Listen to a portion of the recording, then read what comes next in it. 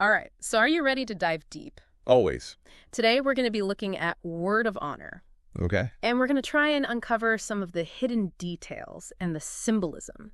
Ooh. You know the show, right? Yes. Epic martial arts, great relationships, Yeah. complicated, tangled. And a really, really strong bond between Jo Se-shu and Wen Kishin. Absolutely. But we're going to look for those subtle things, the things that even really dedicated fans of the show might have missed. Right. The stuff that makes you rewatch it and go, Ooh. oh, okay, so that's what they were doing there. Yeah, exactly. Like the symbolism, the foreshadowing. So first up is something that I noticed. It kind of creeped me out when I realized it. It's mirrors. Okay. So you with me on this one. It seems like if a character has a really clear reflection, they don't make it. Yeah. Like, they die. That's a really good observation. Right. Yeah, like Ashan, for example. Yes. She has a perfectly normal reflection, crystal clear. Right before she... Well. Yeah. Yeah. And it's the same with Leo as well. Yes. So almost as if their fates are kind of preordained. Yeah, it's really chilling when you think about it. Like, are you saying that the directors were purposely using the mirrors to foreshadow, like, to tell us who was going to die? I think so. Yeah. It's possible, right? And it is a very clever way of playing with this whole idea of identity and fate. Right. You know, those who have very clear reflections. Perhaps they're too anchored to this world. And maybe they're not as aware of the dangers that are kind of lurking underneath the surface. Whoa, that's deep. It's a cool detail, though. It is a cool detail. Yeah. Okay, now speaking of deep meanings, there's that lantern scene. It really puzzled me when I first saw it. Okay. It's the one where they light lanterns for Jo Se-shu and Wen Kishin. Yeah. But there are 4 people there. Right. So why only 2 lanterns? Now, this is interesting because in Chinese culture, lanterns are often associated with life. Oh. And there's a saying, the person dies when the light goes out. So you're saying that they're using the lanterns to symbolize life. Exactly. That's so interesting. I never would have thought about that. I know. It's a really beautiful symbol. And when they only light 2 lanterns for Jo Se-shu and Wen Kishin, Right. It's almost like a little foreshadowing of who's going to survive. Right. See, details like that I totally miss on the first watch. I just thought it was random. Yeah. But this is why I love these deep dives. Me too. Okay. Color symbolism. Yes. Blue and white. Yes. Jo Se-shu, Wen Kishin. Yes. Most of the series. And then, bam, in the last scene, the colors are reversed. Yeah. Like, what's going on there? It's such a powerful, powerful image of their relationship and how it's evolved throughout the course of the show. Right. Because for the majority of it, you know, they are presented as opposites. They are individuals. But then at the very end, when their colors are reversed, the creators visually show us how their destinies are intertwined now. Yeah. They've become one, in a sense. They have, and it's not just them. You remember Ah Shang's wardrobe changes? Oh, yeah. She starts out in, like, a really dark purple, all dangerous, like, mysterious, and then by the end, she's in pink. It's a reflection of her internal transformation. Yeah. As she falls in love, she lets go of her vengeful past. So purple, which is often associated with power and mystery, gives way to pink, which symbolizes love, vulnerability. Right. So much thought went into all these little details. I mean, this is incredible. It really is, and it makes you appreciate the show on a whole other level. Oh, yeah. Okay, so I know you've got tons more for us to unpack, so hit me with it. What's the next mind-blowing detail? Okay, so this one is about how they show us Jo Se-shu suffering from the 7 nails torture. Right. It's masterful. Because they don't explicitly tell us how much pain he's in. Uh-huh. They show us through his senses. Oh, yeah. Like when he can't smell that burnt fish anymore. I just thought that was a funny little moment. It is. But you're saying it's more than that? But it's also showing us, look, his sense of smell is gone. And then later on, remember when Kexen offers him some watermelon and he refuses? Yeah. Well, that's not just a quirk. You know, his sense of taste has been affected by the torture as well. Wow, I completely missed that. Yeah, and it makes his suffering so much more real. Right, because it's not just telling us about it, we experience it with him. And there's one more. Think about when he has to rely on lip reading to understand when Kexing. Okay, yeah. It's a tiny detail, but it speaks volumes about how serious his condition actually is. Okay, I'm a little overwhelmed right now. Like, every single thing has a deeper meaning. How am I supposed to watch TV normally after this? I know, but that's kind of the beauty of it, isn't it? You don't have to catch everything on the first watch. True, yeah. You know, these hidden details, they're like little rewards for paying attention. That's a good way to look at it.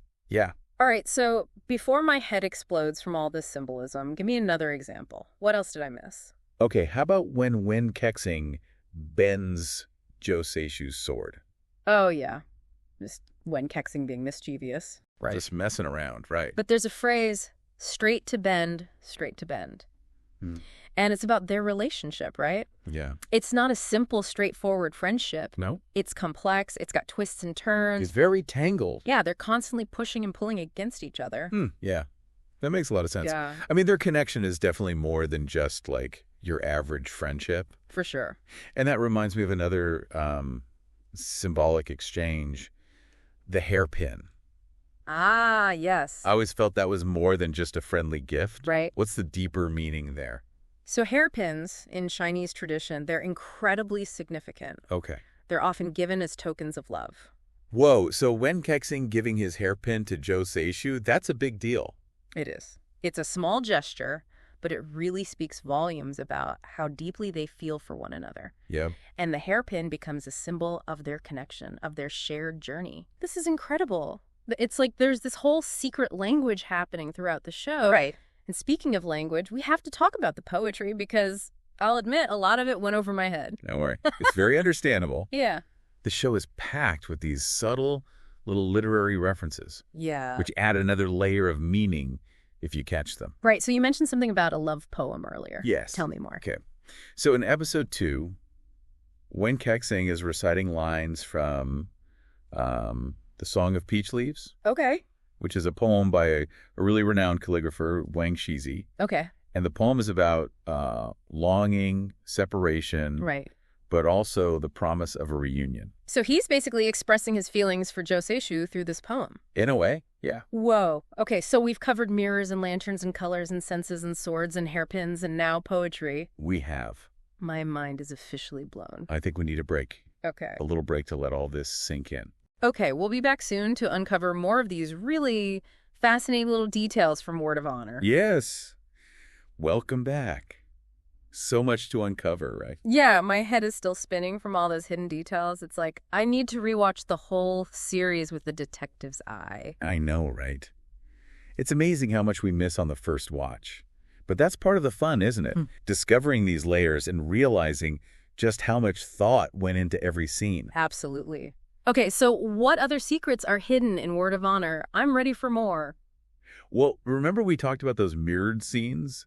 Where Yeah. something happens and then it happens again later, but with the roles reversed. Oh, yeah. Like when Wen Kexing protects Jo Seishu from YAOI, and then later on it's Jo Seishu shielding Wen Kexing. Exactly. And those scenes aren't just visually cool, they actually show how strong their bond is. That deep loyalty and protectiveness they have for each other. Right, like early on, it's Wen Kexing protecting Jo Seishu, almost like a guardian. But then as their connection grows, it becomes more balanced. That's a great observation. And it's not just with YAOI. Remember when Jo Seishu gets injured by those scorpion assassins? Later, Wen Kexing is the one being targeted, and Jo Seishu saves him. Oh, you're right. I didn't even connect those two scenes. It's like the show is saying, look how much they care for each other. They would literally die for one another. Exactly. Yeah. It's powerful storytelling, and it really shows how much their relationship means. Okay, you know those mirrors that foreshadow death? It's still kind of freaking me out. Can we talk about that a bit more? I get it. It is unsettling. But maybe the characters with those perfectly clear reflections, like Ashang and Leo, they're too focused on how they appear to others, like they're trapped by their own image. Whereas Jo Seishu and Wen Kexing, their reflections are often blurry or hidden, like they're more complex, you know? They can't be defined by just a simple reflection. Exactly. Maybe that complexity, that willingness to accept their flaws and their darker sides is what helps them survive everything that happens to them. It's like they're always evolving, adapting, refusing to be held back by what other people think, or even their own pasts. Right. It's a powerful message about accepting who you are and being able to change. You know, this is making me think about the show and even myself in a whole new way. I think that's the amazing thing about finding these hidden details. It makes you question things and see the story from different angles. Okay, I need another example. Something to keep me grounded before we get too philosophical here. All right, let's go back to that scene where Wen Kexing bends Jo Seishu's sword. Oh, that was such a classic when kexing move. Yeah. So playful and teasing. But you're saying there's more to it than that. Remember that phrase, straight to bend, straight to bend? It's not just a random saying. It's actually about their relationship. It's not a simple straight line, you know? Mm-hmm. It's full of twists and turns, moments of tension, and then relief. It's like their personalities are always pushing against each other, but they also fit together perfectly. Exactly. They challenge each other, but they also help each other grow. You know, that reminds me of another symbolic exchange. The hairpin. Yes. Such a small object, but so much meaning behind it. Seriously. In what world is a hairpin just a casual gift? You said before it symbolizes love, right? That's right. In Chinese culture, hairpins are traditionally given as tokens of affection.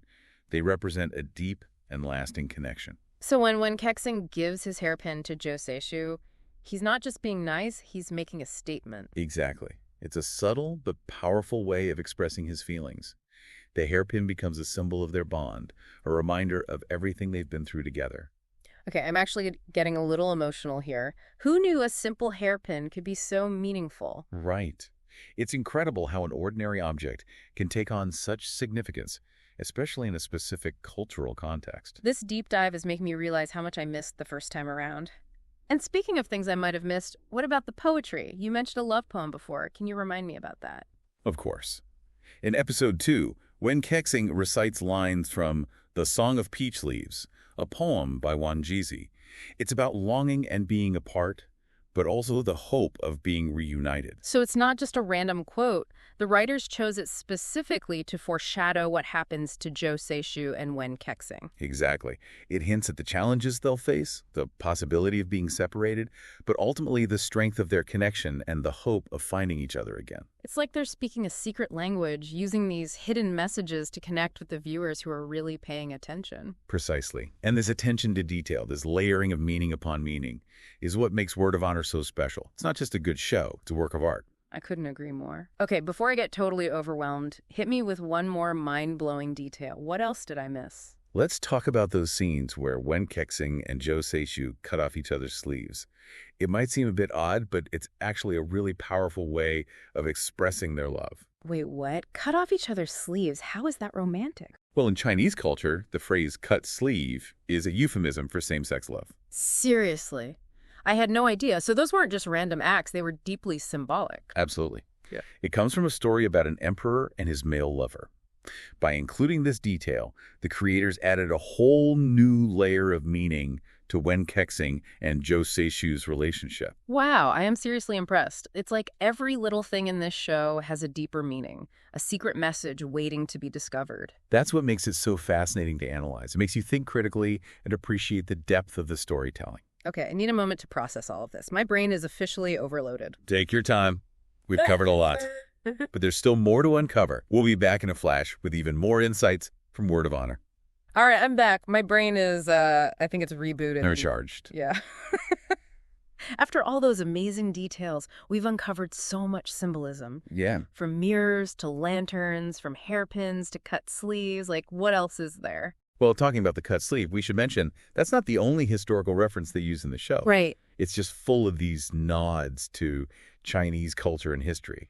It really adds so many layers of meaning. I'm realizing now this isn't just about the details. It's about how deep the story actually is. It really is. It's like, you know, peeling an onion. Yeah. Yeah. Every layer, there's something new to uncover. Absolutely. And it shows how clever and artistic the creators are. Yeah. They didn't just create a story that is visually amazing and emotionally resonant. They put in all these details, all these symbols that just enhance the whole viewing experience. It's so cool. But okay, before we get too lost in admiring the creators, give me another example. What other, like, historical reference did I totally miss? Well, let's think about the scars for a second. Oh, okay. How they kind of shift from Jo Se-shu to Wen Kexing throughout the show. Oh, yeah. In the first episode, you know, Jo Se-shu, he's got that scar on his left cheek, and he's always out in the sun, like, baking himself. But then in the end, it's Wen Kexing who has a scar and the suntan. Yeah, it's like a visual representation of their journey together, you know, the pain, the healing they share. Right. Because remember, Jo Se-shu starts off burdened by his past, right? He's got these scars, physical and emotional. But as he gets closer to Wencation, he begins to heal. He starts to let go. And Wencation, he seems carefree in the beginning, right? But then we see that he's got his own scars hidden underneath. Exactly. And by the end, it's almost as if they've exchanged these burdens. Wow. Taken on each other's pain. Yeah. And it's a really powerful image of how transformative their bond is. So true. Like, true love isn't about getting rid of your scars. It's about accepting them, sharing them, and helping each other heal. That is beautifully put. And it shows the deeper themes of redemption and transformation that run throughout the entire story. This whole deep dive has been incredible. I'm ready to rewatch the entire series with, like, a magnifying glass and a notebook. I know, right? So many details. It is amazing to see how much richer the story becomes when you really start paying attention to all those little clues. Yeah. And to everyone listening, we hope this has inspired you to take another look at Word of Honor. Or, honestly, any story that you love. Exactly. Because there's always something new to discover.